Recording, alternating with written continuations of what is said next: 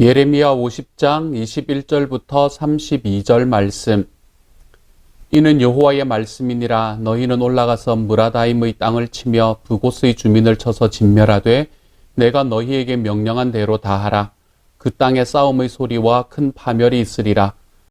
온 세계의 망치가 어찌 그리 꺾여 부서졌는고, 바벨론이 어찌 그리 나라들 가운데에 황무지가 되었는고. 바벨론아, 내가 너를 잡으려고 올무를 놓았더니 내가 깨닫지 못하여 걸렸고, 내가 여호와와 싸웠으므로 발각되어 잡혔도다. 여호와께서 그의 병기창을 열고 분노의 무기를 꺼내면 주 만군의 여호와께서 갈대아 사람의 땅에 행할 일이 있음이라. 먼 곳에 있는 너희는 와서 그를 치고 그의 곳간을 열고 그것을 곡식더미처럼 쌓아 올려라. 그를 진멸하고 남기지 말라. 그의 황소를 다 죽이라. 그를 도살하려 내려보내라. 그들에게 화 있도다. 그들의 날 그 벌받는 때가 이르렀음이로다. 바벨론 땅에서 도피한 자의 소리여, 시온에서 우리 하나님 여호와의 보복하시는 것, 그의 성전의 보복하시는 것을 선포하는 소리로다. 활 쏘는 자를 바벨론에 소집하라. 활을 당기는 자여, 그 사면으로 진을 쳐서 피하는 자가 없게 하라. 그가 일한 대로 갚고 그가 행한 대로 그에게 갚으라. 그가 이스라엘의 거룩한 자 여호와를 향하여 교만하였음이라. 그러므로 그날의 장정들이 그 거리에 엎드러지겠고 군사들이 멸절되리라. 여호와의 말씀이니라. 주 만군의 여호와의 말씀이니라. 교만한 자여, 보라, 내가 너를 대적하나니 너희 날 곧 내가 너를 벌할 때가 이르렀음이라. 교만한 자가 걸려 넘어지겠고 그를 일으킬 자가 없을 것이며 내가 그의 성읍들에 불을 지르리니 그의 주위에 있는 것을 다 삼키리라. 아멘. 바벨론이 멸망할 것이다. 오늘의 말씀은 계속해서 우리에게 바벨론의 멸망에 관한 이야기를 하고 있습니다. 이방 민족에 대한 심판을 이야기할 때 여러 민족을 먼저 이야기하다가 이 바벨론이라는 너무나 크고 강력한 나라, 이 나라를 하나님께서 심판하실 것이다 라는 이야기를 그 이야기의 가장 마지막에 두고 있습니다. 그래서 이 50장과 51장의 말씀을 통해서 바벨론을 하나님께서 어떻게 심판하실 것인가, 그리고 그 심판으로 인해서 바벨론이 어떻게 멸망할 것인가 라는 것이 길고도 자세하게 그렇게 나와 있는 것을 우리가 볼 수 있게 되지요. 바벨론이 멸망한 이유가 무엇일까? 그들은 너무나 큰 영토와 너무나 큰 능력을 가진 나라였는데 그 나라가 멸망한 이유가 무엇일까? 오늘의 말씀은 그 멸망한 이유를 계속해서 반복해서 한 단어로 설명을 해주고 있습니다. 어제의 말씀도 그렇고 오늘의 말씀도 그렇고 바벨론이 멸망하는 이유는 바로 이것 때문이다 라고 이야기하며 계속해서 한 단어를 이야기해 주고 있지요. 그것이 오늘의 말씀의 29절부터 32절까지의 말씀에서 우리에게 이야기하고 있는 내용입니다. 29절부터 32절 조금 길지만 제가 여러분에게 한번 읽어봐 드리도록 하지요. 이렇게 말합니다.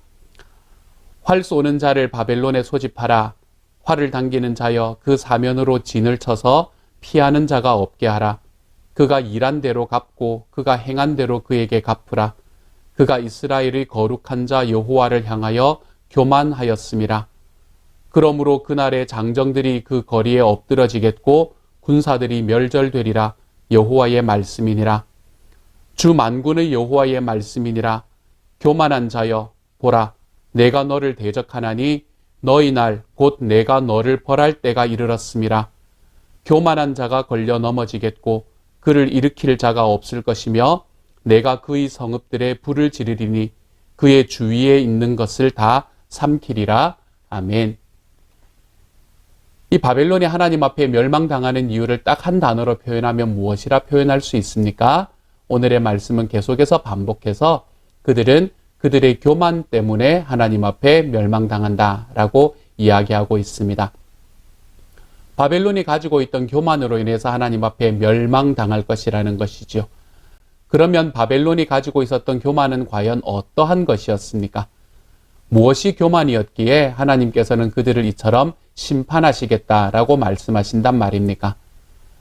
바벨론이 가지고 있었던 교만은 이것이었습니다. 그들은 자기가 도구임에도 자기가 도구라는 것을 생각지 않고 자기 스스로가 주인이라고 생각하는 것, 그것이 바로 바벨론이 가지고 있던 교만이었습니다.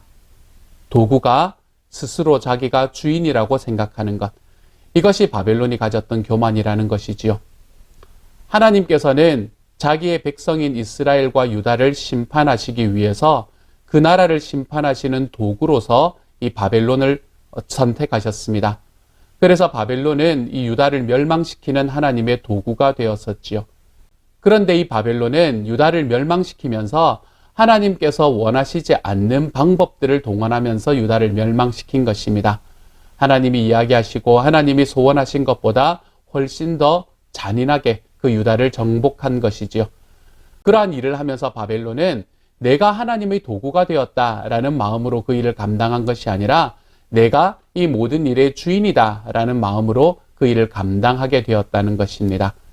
도구가 스스로 주인이라고 여기며 자기가 가지고 있는 가치보다 더 높은 가치를 지니고 있다는 것을 계속해서 이야기하며 나아갈 때, 그래서 내가 옳고 내가 빛나고 내가 능력 있다라고 이야기할 때 우리는 그것을 교만이다라고 이야기하는 것이지요. 바벨론은 하나님의 도구로 사용되었지만 도구 이상의 것으로 자기 스스로를 규정합니다. 이렇게 자기 스스로를 도구 이상의 것으로 규정하고 나니 자기를 도구로 사용한 그 주인이 우습게 보이기 시작한 것이지요. 그래서 그 주인의 이야기, 그 주인의 가이드는 내가 생각하는 것과 아무런 관계가 없는 것으로 여기며 스스로의 생각과 스스로의 마음으로 그 모든 일을 행해 나갔던 것입니다. 그러므로 바벨론에게 하나님께서 너가 교만했다라고 이야기하는 것은 도구가 자기의 주인이 되어가는 과정, 이 과정을 보면서 하나님께서는 너희가 내 앞에서 교만하다라고 이야기하는 것입니다.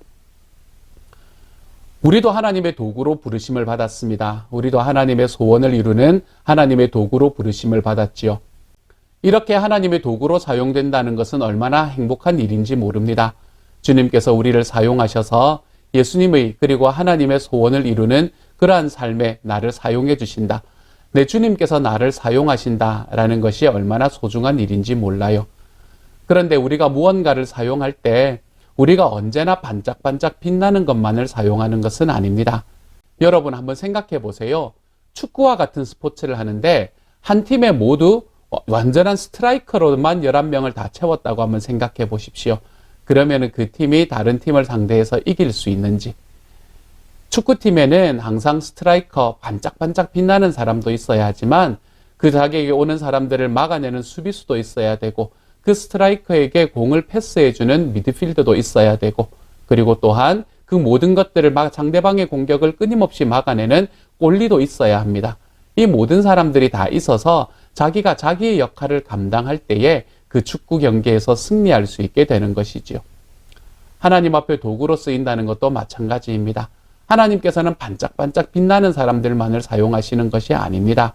하나님께서는 정말로 이 땅에서 내가 별것 아닌데 라고 생각하는 그러한 사람들을 들어서 하나님의 도구로 사용하시는 분이시지요.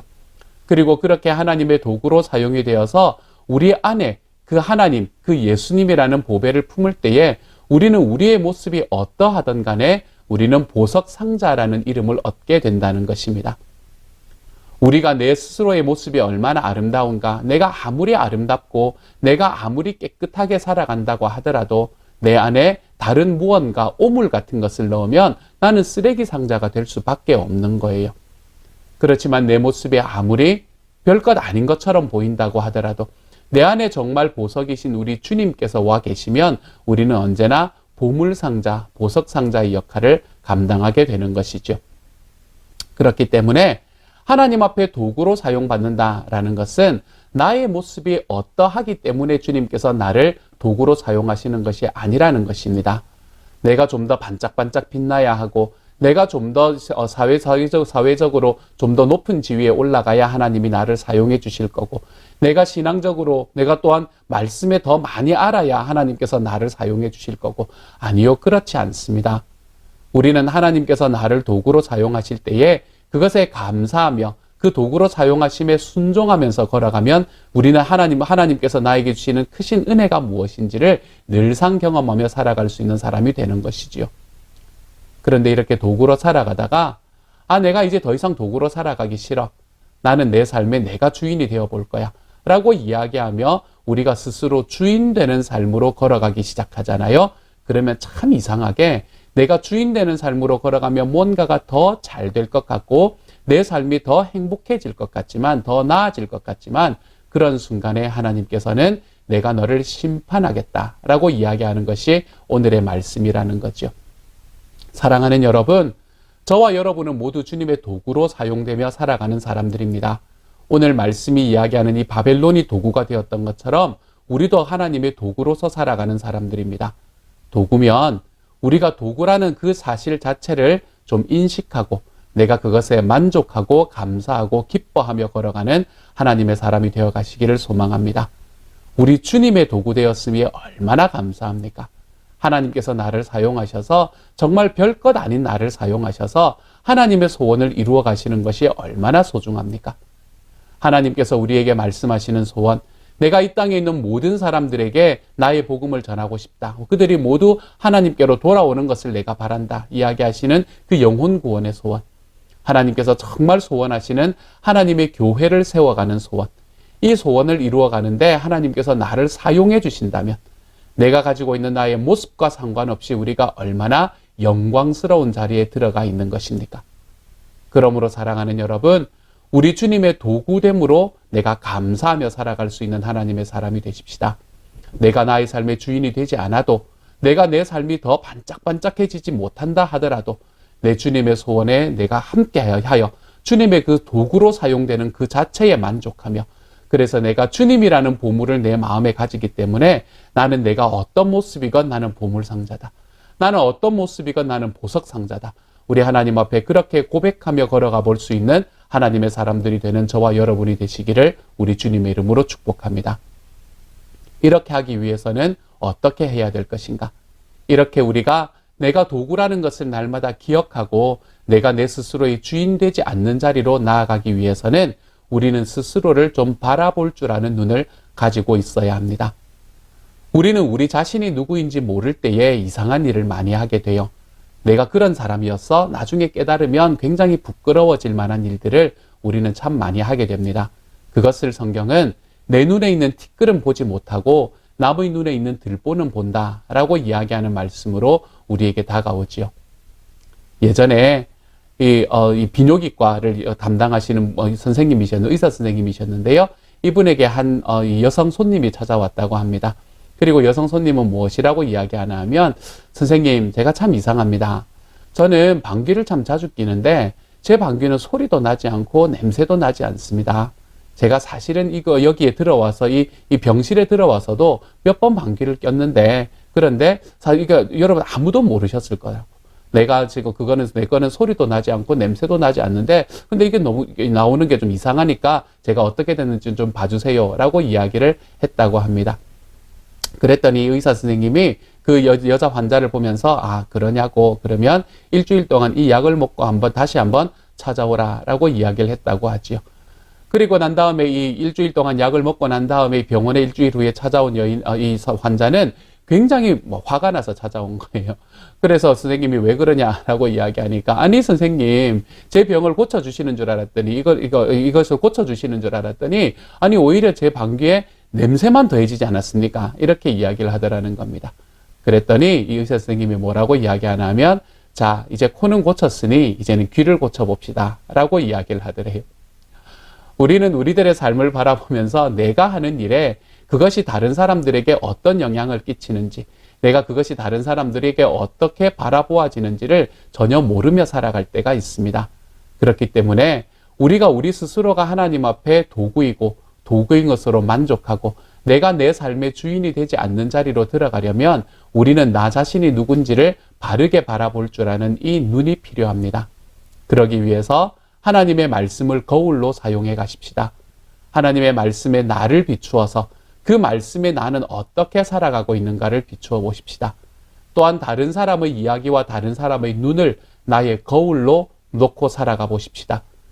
나는 괜찮은데 저 사람 이상해서 그런 거야 라고 이야기할 수 있고 그렇게 될 때도 많습니다. 그렇지만 혹시라도 그 사람의 눈에 비추어진 나를 바라보며 그러한 나를 변화시키는 자리로 나아가는 삶을 선택하게 된다면요, 우리는 그것만큼 더 행복해지는 길이 없습니다. 그러므로 우리는 하나님의 말씀과 다른 사람의 눈을 나의 거울로 사용하여서 우리 하나님 앞에서 내가 지금 도구로 사용되고 있는가? 내가 지금 하나님 앞에서 사람들 앞에서 내 삶의 주인으로 살아가려고 하고 있지는 않은가? 그래서 하나님의 심판이 바벨론에 임했듯 나의 교만에도 임하고 있지는 않은가? 우리가 이것을 다시 한번 돌아보며 우리 하나님 앞에서 스스로를 계속해서 성찰하며 살아가 볼 수 있는 삶.